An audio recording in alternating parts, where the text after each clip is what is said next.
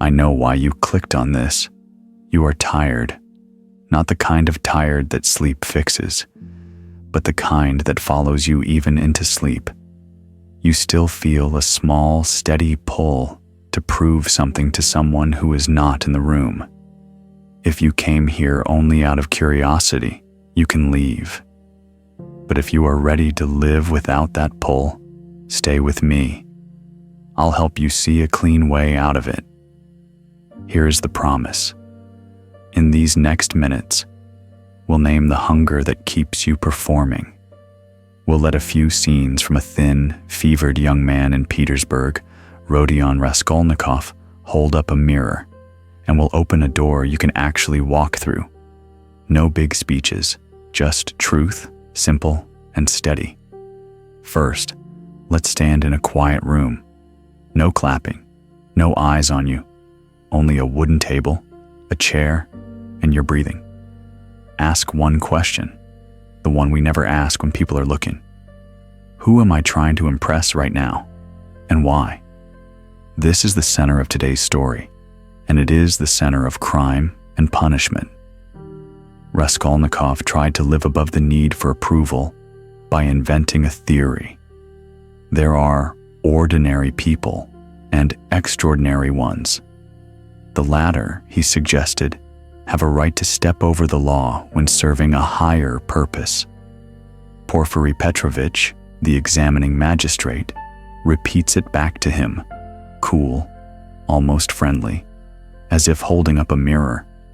All men are divided into ordinary and extraordinary.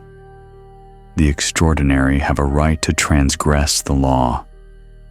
If you have ever stiffened your spine just to look taller in a crowded place, if you have ever spoken one sentence louder than needed so someone would notice, you already understand the seed of that theory. It is the same seed that grows into the habit of proving, I am not small, I will not be ignored. But here is what the novel shows with painful clarity, that hunger does not make us free, it makes us blind. Watch Raskolnikov in Porfiry's little room.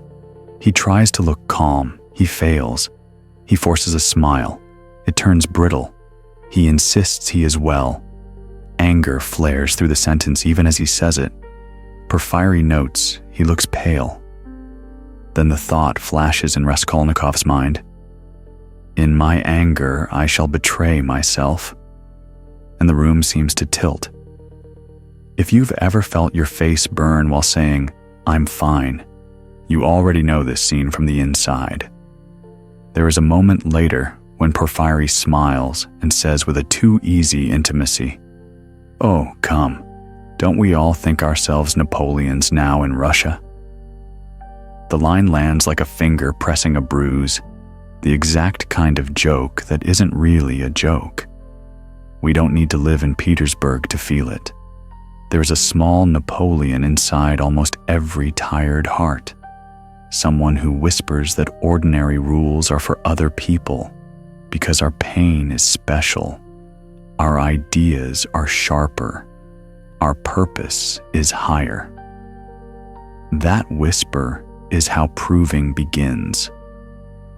If you are honest, you can name where proving hides in your daily life. In the way you rehearse sentences before a meeting, in how you steer conversations toward your cleverness, in the slight ache when nobody replies.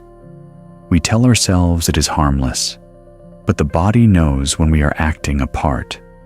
Raskolnikov's body knew fever, agitation, a jaw that tightens at the wrong word. Yours knows too. The body tells the truth first.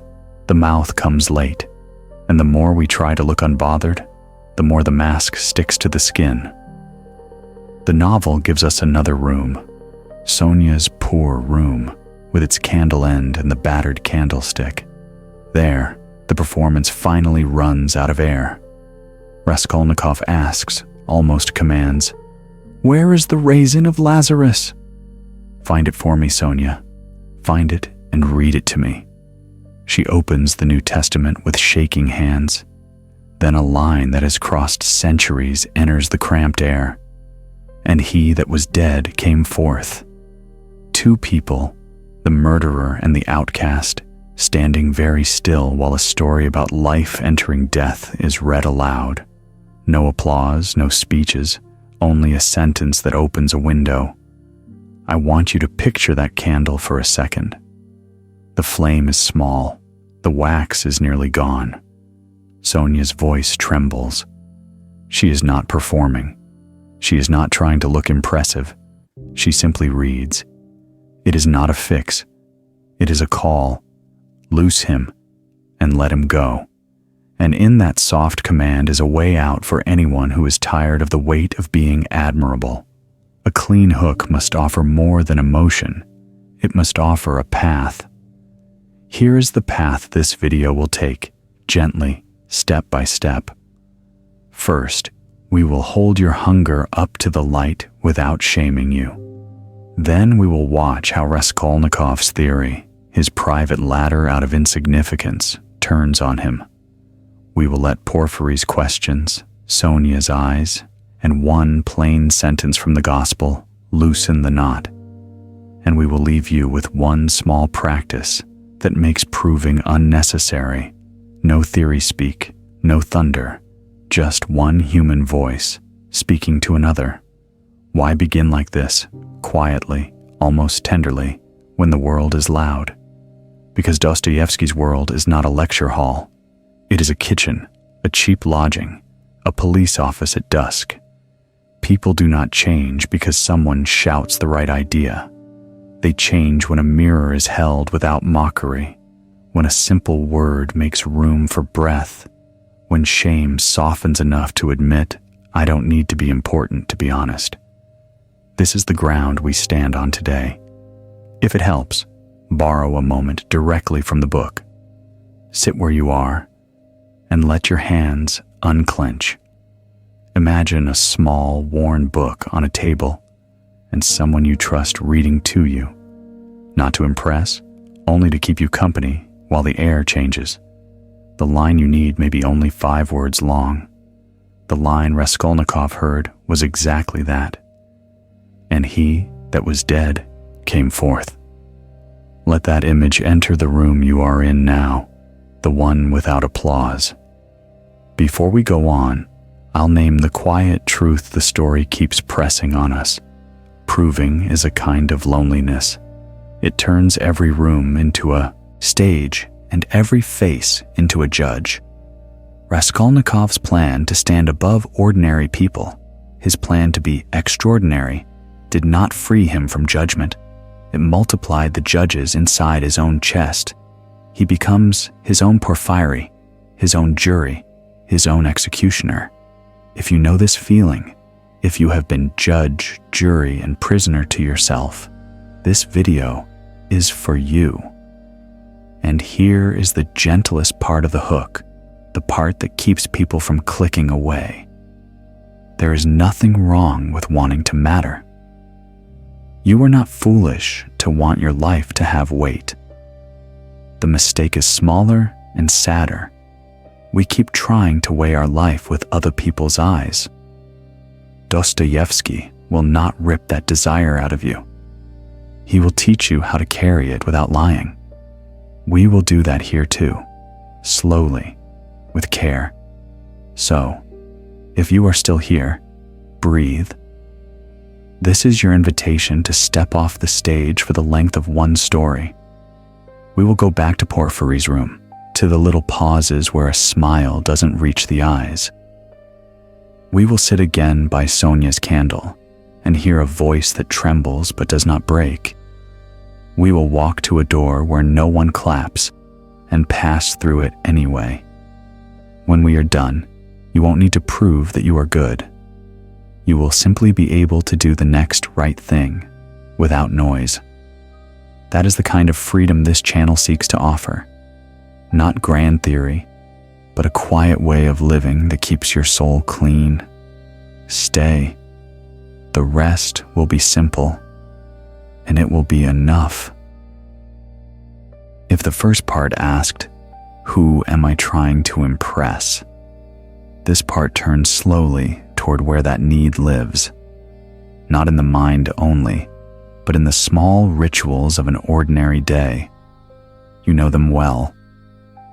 The pause before you press send, reading your message 3 times to make sure it sounds capable, the way you rehearse a sentence on the way to a meeting, the extra word you add when someone else is in the room, the ache when a reply does not come.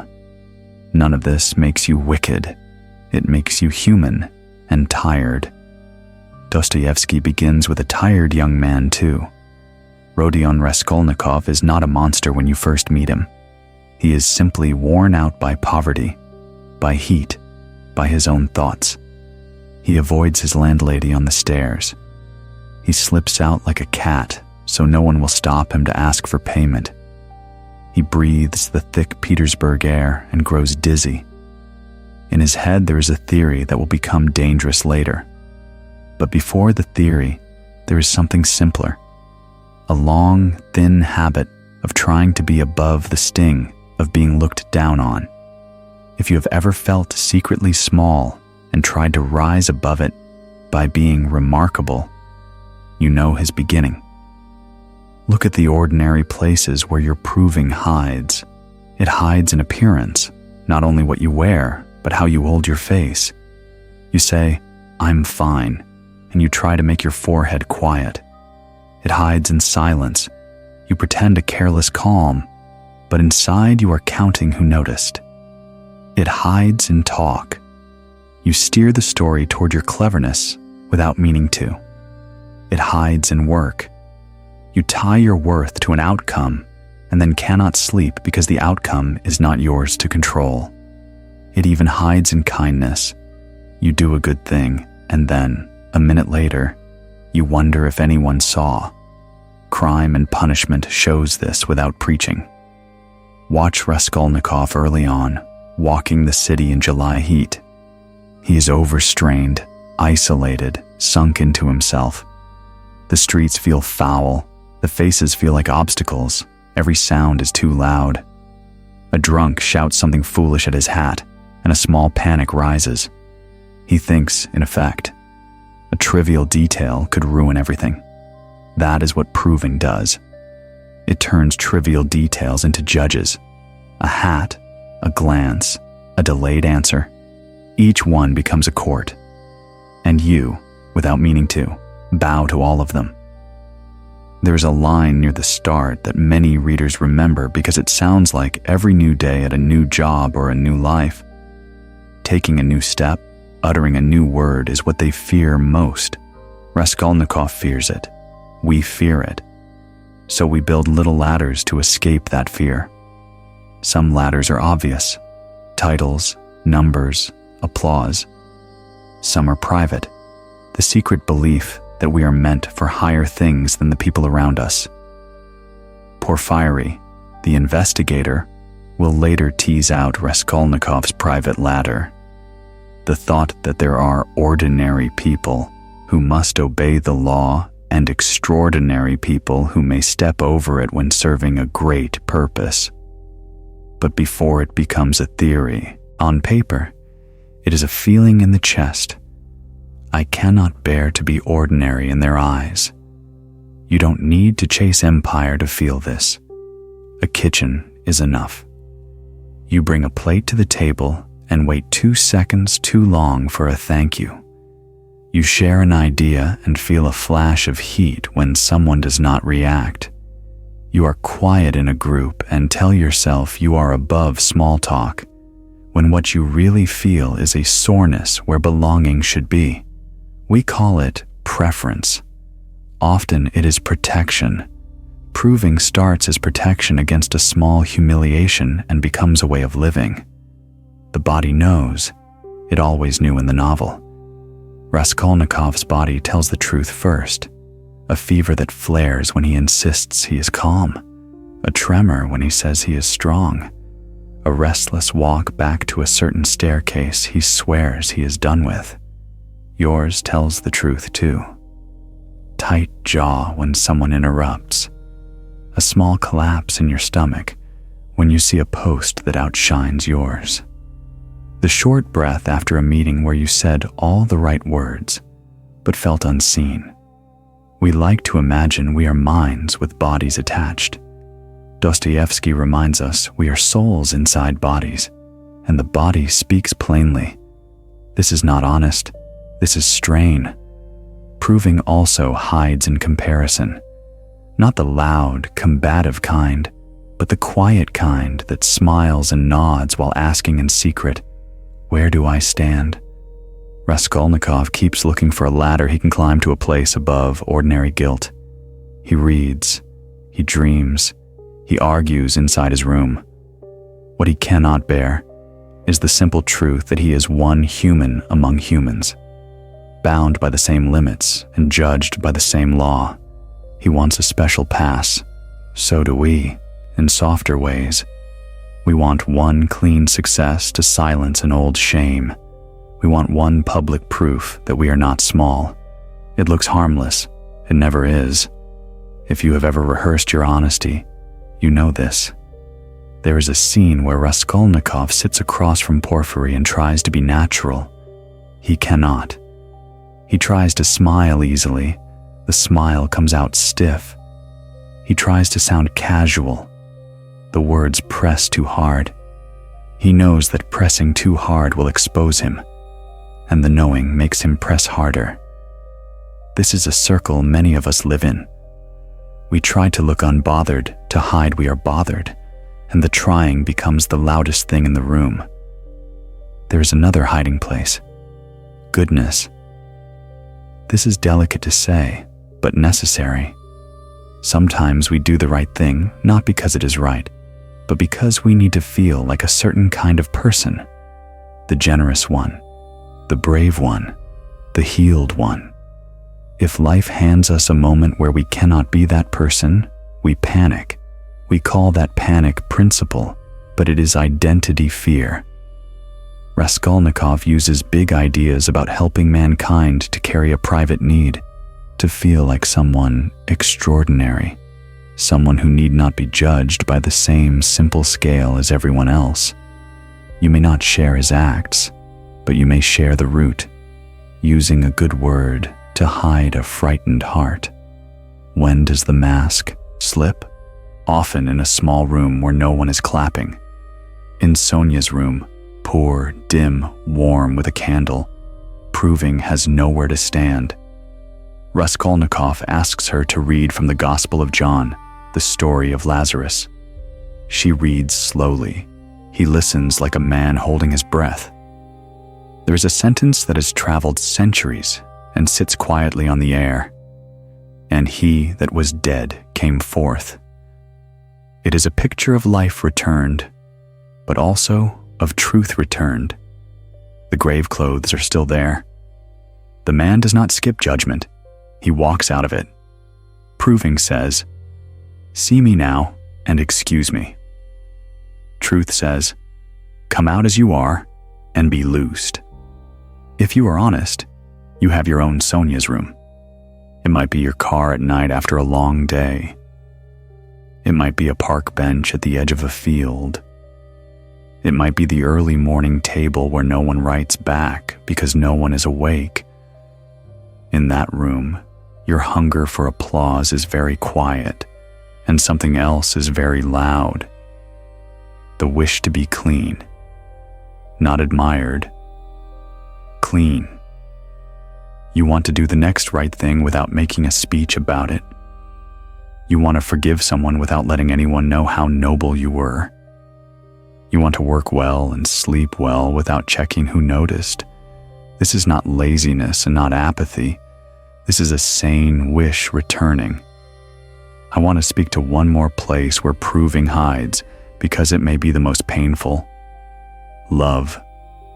We tell ourselves we want a true bond, but sometimes we want to be admired by the person we love more than we want to be known. Raskolnikov cannot keep the mask in Sonia's presence because she does not admire him. She sees him. He tries to posture. She hears the tremor. He tries to stand above judgment. She opens a book and reads a story where judgment is not erased but walked through. Her love is not flattery. It is shelter for the truth. If you have someone who looks at you that way, steady, unafraid, then you already know the cure that no crowd can give. So let us say it without shame. Proving is a lonely way to live. It makes you perform when no one asked you to. It makes you decide how to act by guessing who is watching. It turns kindness into currency. It keeps you awake. And when it finally sends you back to the same staircase, the same habit, the same mistake, you tell yourself it was only to be sure, the way Raskolnikov returns to look again. Only to be sure. You do not need to punish yourself for this. You need to recognize it. Once you can say, "Here is where my proving hides," you can begin to choose something gentler. Dostoevsky offers no cheap escape. He does not say, "Stop caring what people think," as if a command could erase a human need. He says something more human. Let your need to matter be fed by honesty, not by applause. Let the body relax into truth so the mind can quiet down. Let your goodness be simple, not theatrical. This is why the novel leads us from a theory to a small room and a candle. A theory can make you feel superior. A candle lets you see what is actually in the room. Before we move to the next part, linger here a moment. Choose one place where your proving hides. Not all of them. One. The extra word you add to sound clever. The pause where you wait for thanks. The small lie you tell yourself about why you post or speak or volunteer. Name it gently. You are not scolding a child. You are loosening a knot. The knot will not come apart by force. It will come apart because you stop tightening it every time you feel unseen. Raskolnikov's story will take us further, into the theory that shaped his pride, into the investigation that pressed him, into the love that did not flatter him, and into the confession that let him breathe. But here, in the most ordinary part of the day, you can already feel the turn. The next time you notice yourself reaching for the ladder, title, number, glance, try for one quiet second to set it down. Not forever, just long enough to see whether the room grows larger when you are not on a stage. That is where we are going, toward a life that is simpler than admiration and steadier than fear. In the next part, we will look closely at the private ladder itself, the idea that some people are allowed to step over the line. We will not debate it like a philosopher. We will stand next to it like a human and watch what it does to a soul. Then we will trade it for something strong enough to carry you through a real day. For now, breathe. You are already a little less tired. There is a point in every long effort to be admired when the body is no longer able to carry the act. You can feel it if you stop for a second. Your chest holds a quiet pressure. Your jaw is already tight before the first word leaves your mouth. Your eyes scan the room, not to see who needs you, but to see who sees you. You are not a bad person. You are simply doing what a frightened heart tries to do when it feels small. It reaches for a ladder. Raskolnikov reached for one too. In his case, the ladder had a name. He told himself there are ordinary people, and there are extraordinary people, and that the extraordinary can step over the line for a higher end. Porfiry Petrovitch repeats it back to him during their talk like a man holding up a mirror. All men are divided, he says with an easy smile, and the special ones have a right to overstep. The words sound grand and clean. They are nothing more than a permission slip for pride. Watch what the ladder does to the soul that climbs it. First, It flatters. You are not like them. You carry a larger task. Your pain is proof that you are chosen for something bold. Next, it numbs pity. You begin to look at other lives as pieces on a board. You do small rudenesses that you would have hated in yourself a year ago, and you explain them with a noble sentence. Then it splits you inside. There is the person who must look steady and the person who is shaking. It is not a theory anymore. It is a fever. Raskolnikov lives in that fever. He tries to sit still. He cannot. He tries to speak calmly. His voice betrays him. He knows that pressing too hard will expose him, and that very knowledge makes him press harder.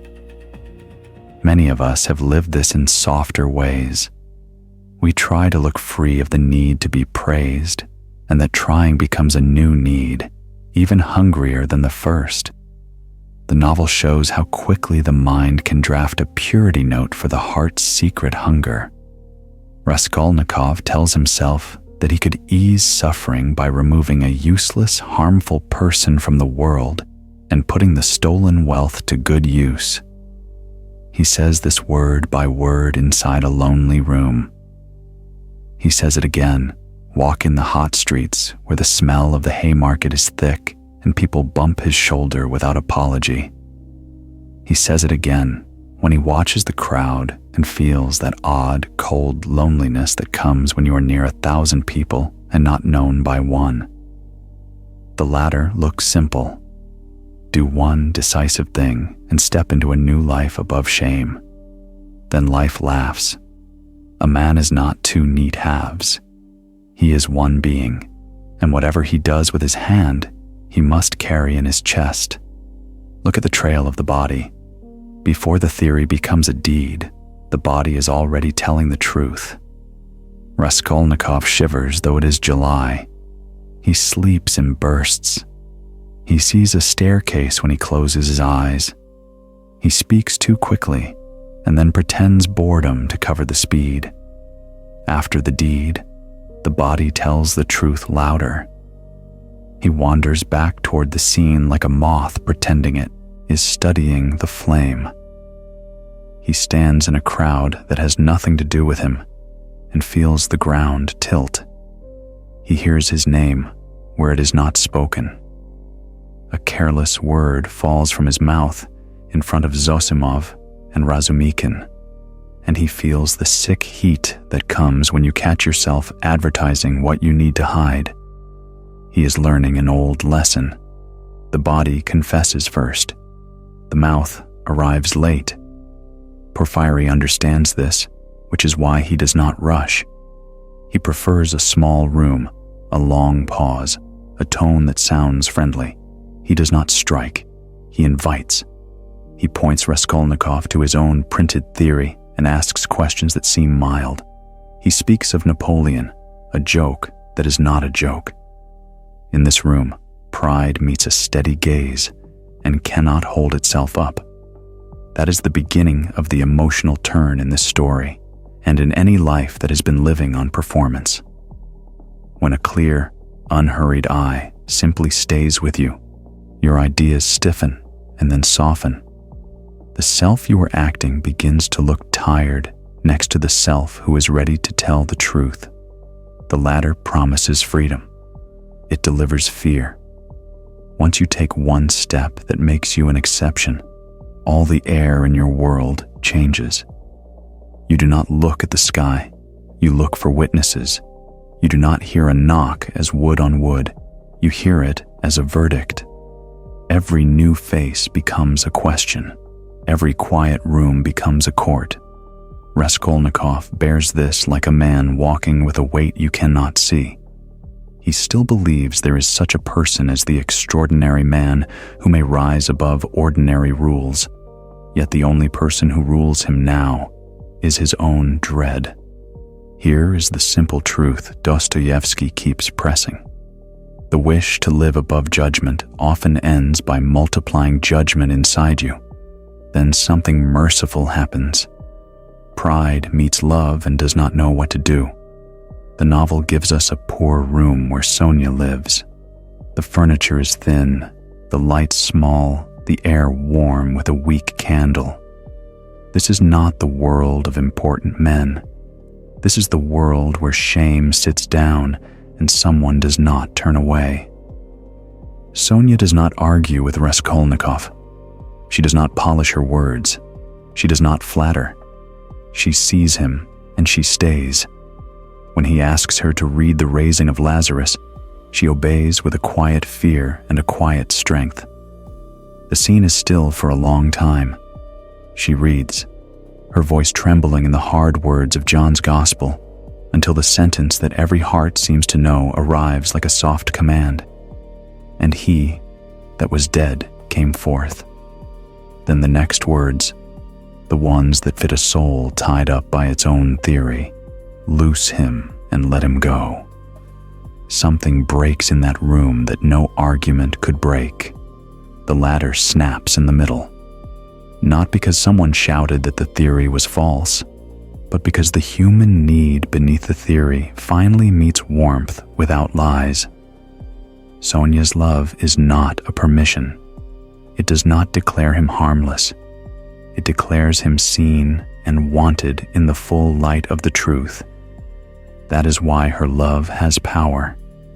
It is not applause. It is shelter for confession. Do not miss this. The shift is not from guilt to excuse.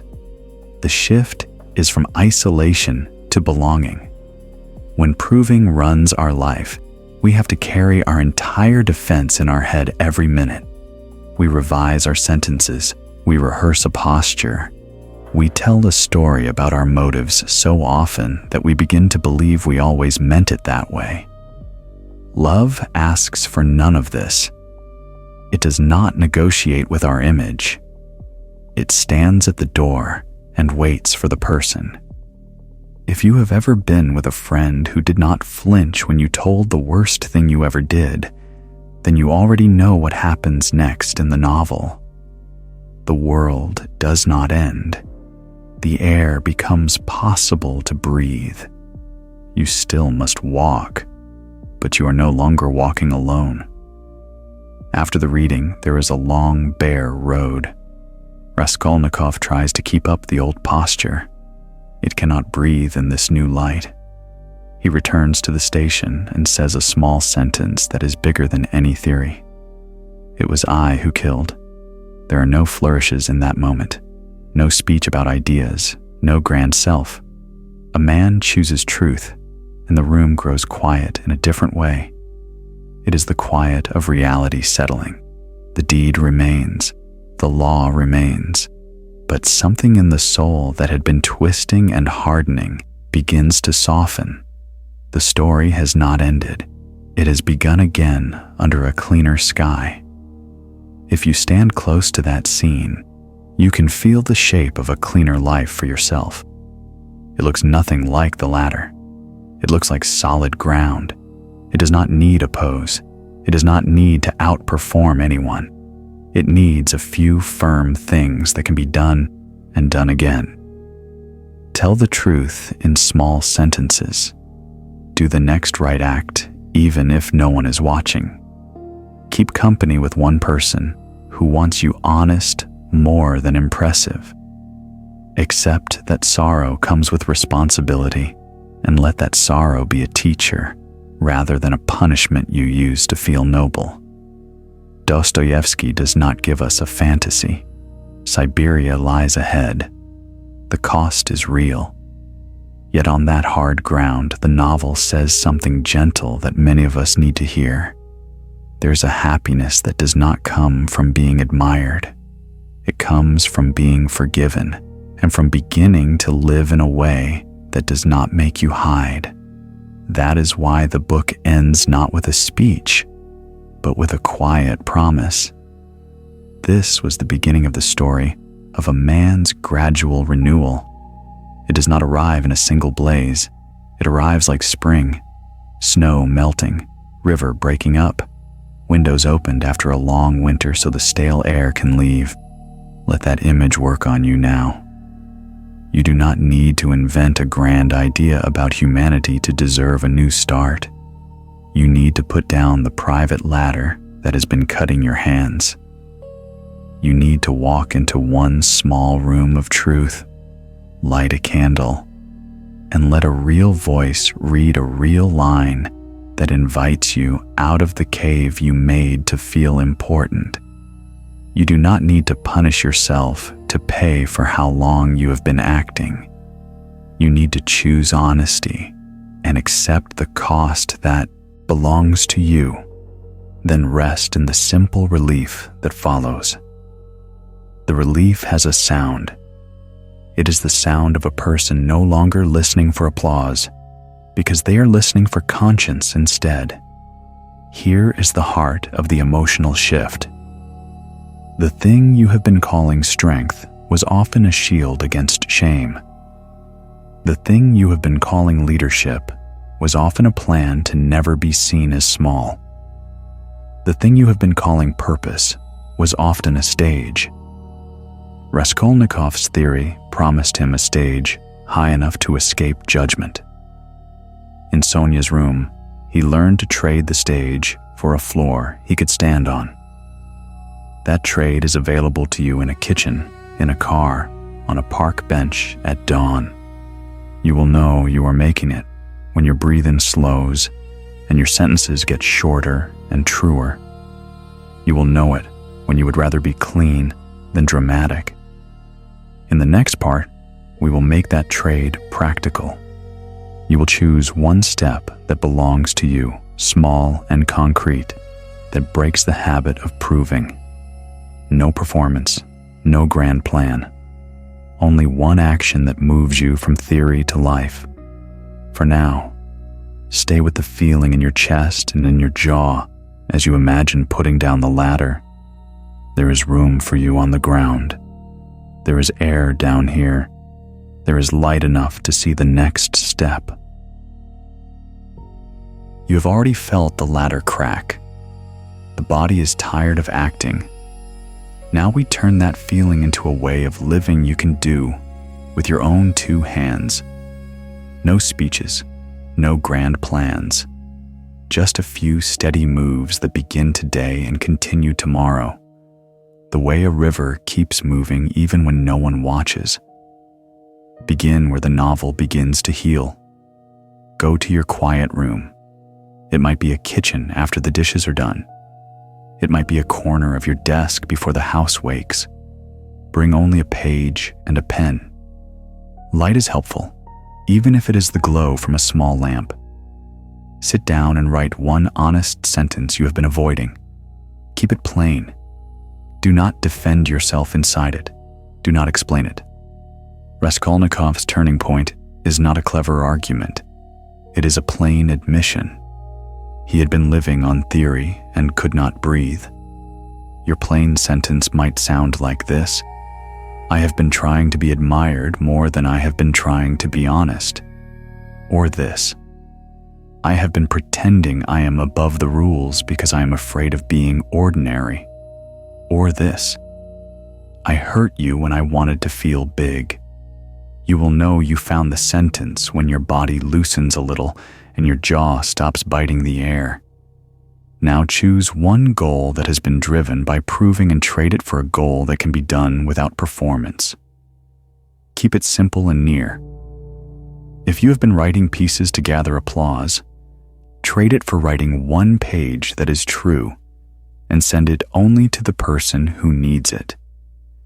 If you have been aiming to look brilliant in a meeting, trade it for bringing one useful fact and one fair question. If you have been dressing your kindness in a costume so others will notice, trade it for some quiet work no one will see. The test is this: could you do it with the door closed?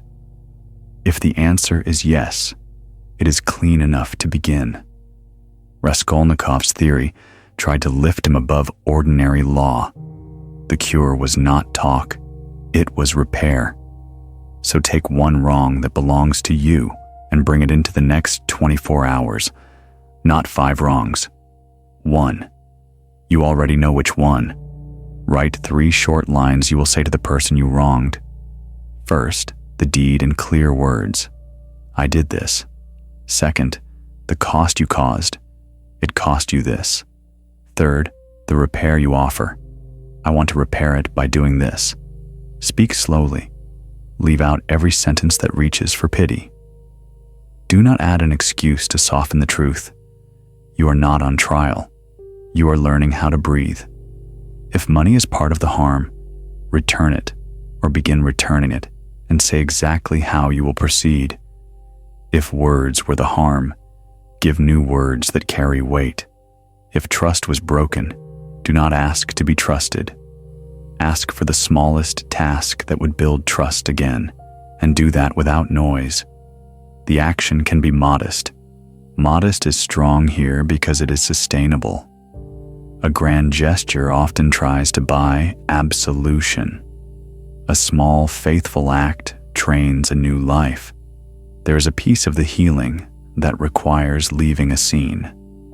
Raskolnikov kept returning to the staircase. You may have a staircase of your own.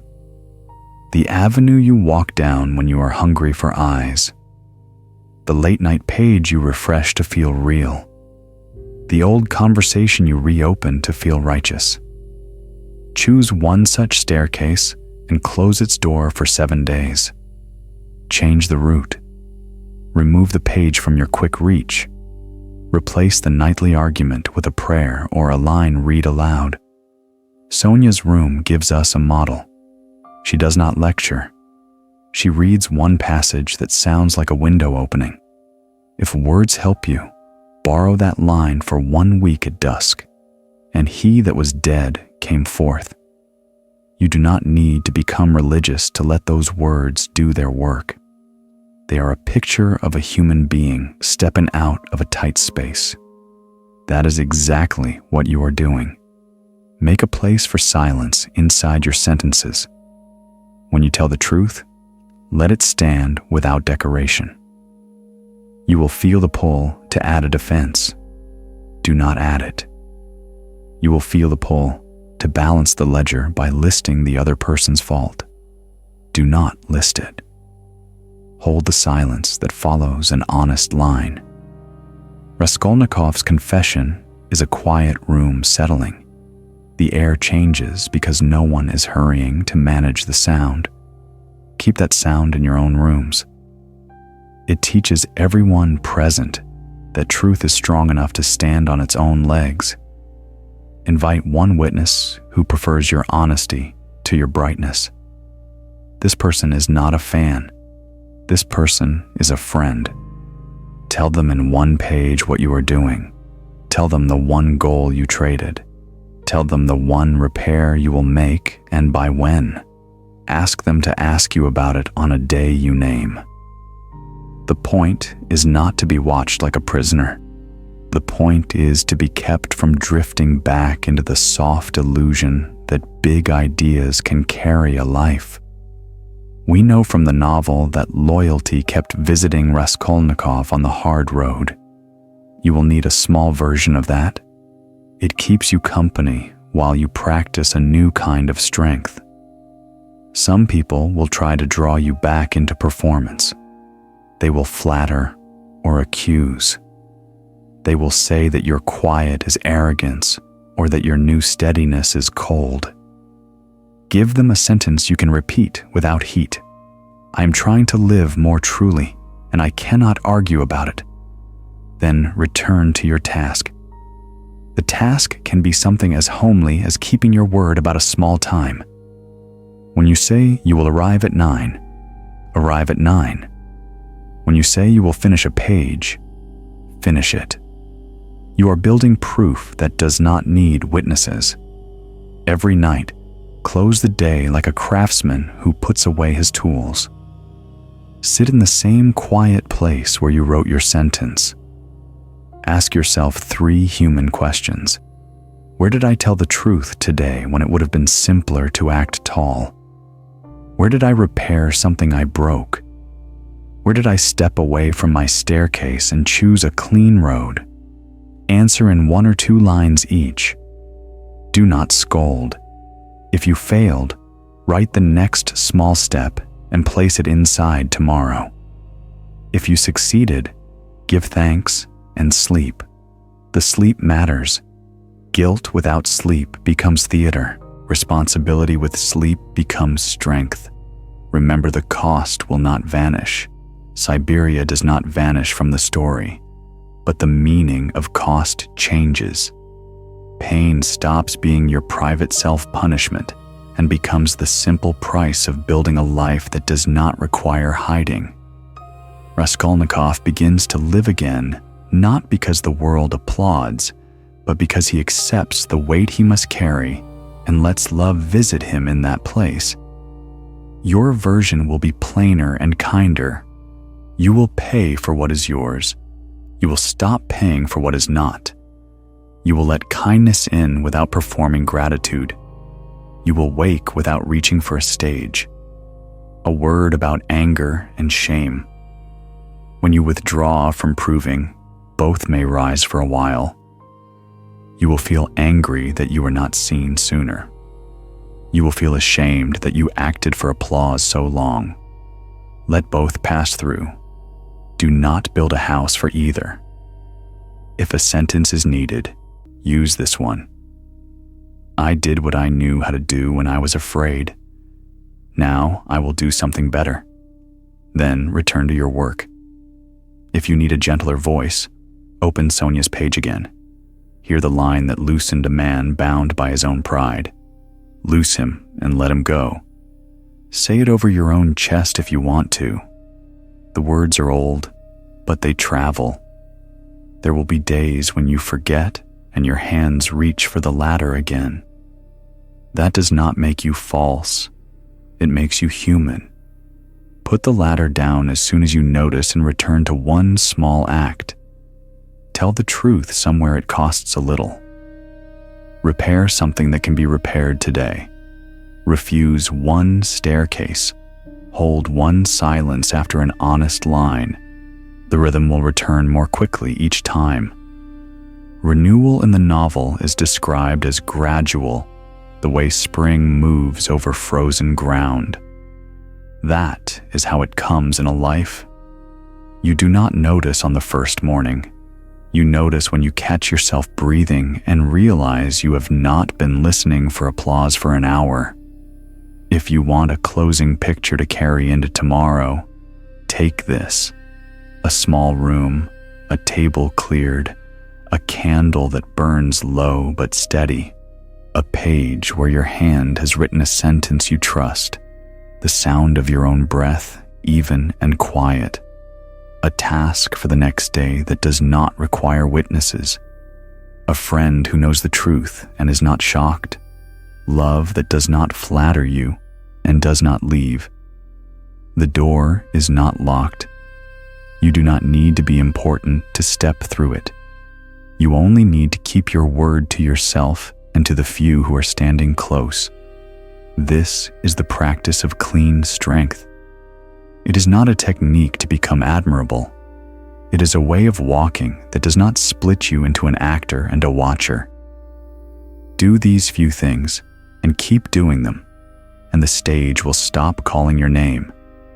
The room will be enough. Your work will be enough. You will be enough. Not because anyone has said so, but because your life fits inside your own chest without noise. That is what the book shows us when the light returns to a man who once tried to climb above judgment. He learns to live within the truth, and the truth begins to keep him. Morning comes to a life the way it comes to a city after rain. Not with trumpets, with light that finds the windows and shows you the dust you can finally wipe away. If you have followed this far, something in you has already started to breathe again. The need to be watched has grown quieter. The old ladder looks cheap. You are beginning to prefer a floor that will hold you. Dostoevsky does not give us a miracle that erases cost. He gives us a road that a human can actually walk. Raskolnikov does not wake up a new man in 1 hour. He steps into a rough season and discovers that it is possible to be carried by truth without applause. In the epilogue, the air is different. The landscape is wide and bare. The sentence that matters is small and spare. It was the beginning of a new story. That is the kind of line you can fold and carry in a pocket. It does not flatter you, and it does not lie. Think of the world he left behind for a while. Petersburg heat, rooms that smell of old bread, the restless walk up and down staircases as if a staircase could deliver peace. The look that tries to be calm while the blood hammers in the neck. The quick sentence spoken to sound clever. The long arguments with oneself in the street. Think of the other world that opens after the truth is told. Hard work, long days, a hand that learns again how to do plain tasks and call them good. A quiet visit from a woman who did not admire the costume but stood beside the person. Sonia is not a theory. She is a presence. The novel keeps her near because love is the only weather that gives life back its shape. You know this already in your own smaller ways. There is a morning after any honest act that feels like winter air in the lungs. Cold, yes, but clean. You walk to work and your feet feel heavier and lighter at the same time. Heavier because you are carrying something real. Lighter because you are no longer carrying a mask. You do not bargain with the day with private speeches about your greatness. You ask for the strength to do what is yours and to leave what is not. You do not need a balcony to perform from. A kitchen will do. In this light, even sorrow is changed. It stops being your private stage. It stops being a way to feel important. It becomes the cost of living truly, and it also becomes the teacher that ushers you into a deeper kind of joy. Sonia reads the story of Lazarus, and the line that opens the room is not a trick with death. It is a return to breath and to daylight. And he that was dead came forth. He still wears the wrappings when he steps out. The past is not erased so quickly. Then comes a second sentence that works on the soul like a careful hand on a knot. Loose him and let him go. This is not a slogan. It is a way of seeing another person and yourself without the ropes of performance. If you are ready to receive it, here is the simple truth that sits underneath all the parts we have walked through. Your life is not an argument you must keep winning. It is not a line of trophies to line up against your shame. It is not proof for people who are never going to understand you. Your life is a small, strong fire to tend. The fuel is honest work, quiet repair, trust given and earned, a few words that hold, love that does not confuse flattery with care. Every time you choose this, even when nobody sees, you step one stone farther away from the thin air of the stage.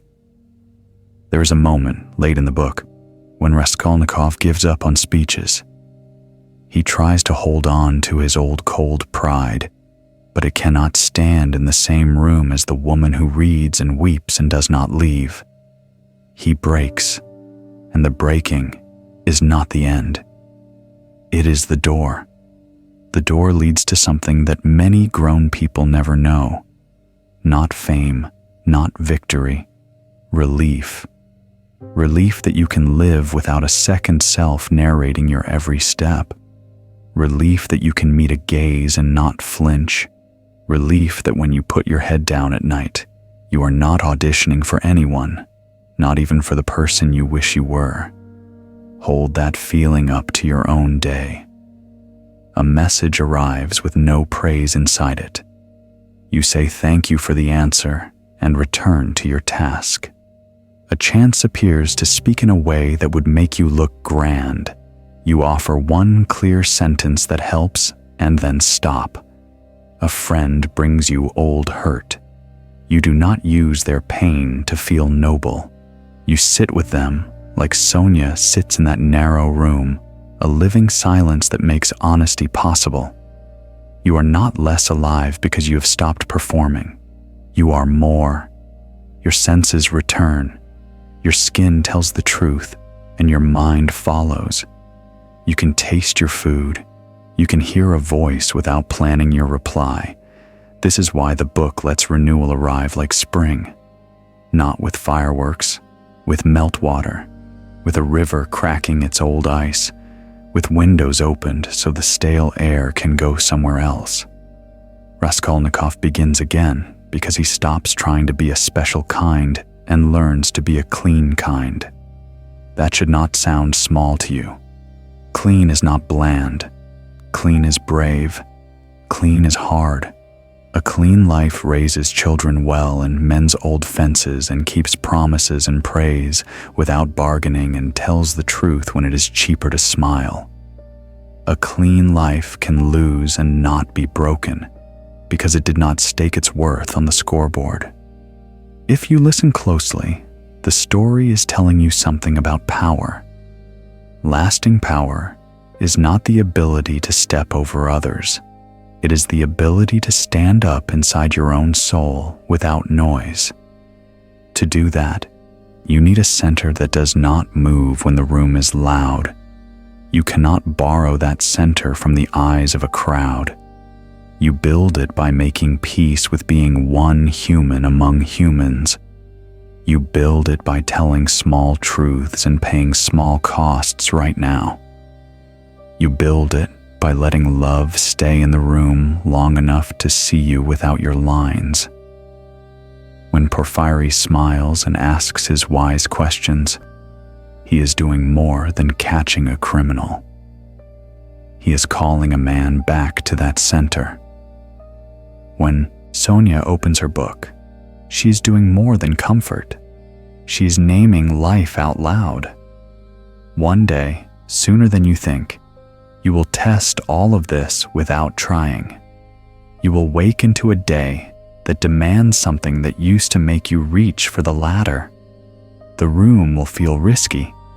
Someone important will be there, or nobody will be there, which sometimes feels worse. You will feel the old urge to rehearse. You will feel your shoulders want to rise toward your ears. Then the new habit will arrive. A breath, a small honest line, a quiet act that does not beg to be seen. You will get to the end of the hour without the taste of metal in your mouth.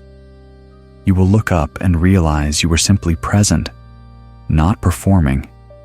It will feel like a small miracle, because it is one. When that happens, remember the faces that traveled with you. The investigator who never raised his voice but kept the mirror steady. The prostitute who did not trade her soul and could therefore help save another. The fevered young man who tried to prove he was more than ordinary and found a better gift than specialness.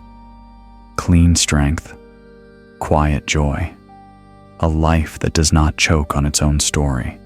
If you need a closing image to carry into the days ahead, take this one. Evening. A table cleared, a page on which your own hand has written the truths that keep you honest, a candle that burns low. Outside, the world turns and asks for a show. Inside, you choose the simple tasks that make a day whole. You keep company with one or two who care more about your soul than your shine. You lay your head down without bargaining for a verdict. The room is small. The sky is wide. You are enough for your own life, and your life is enough work for your two hands.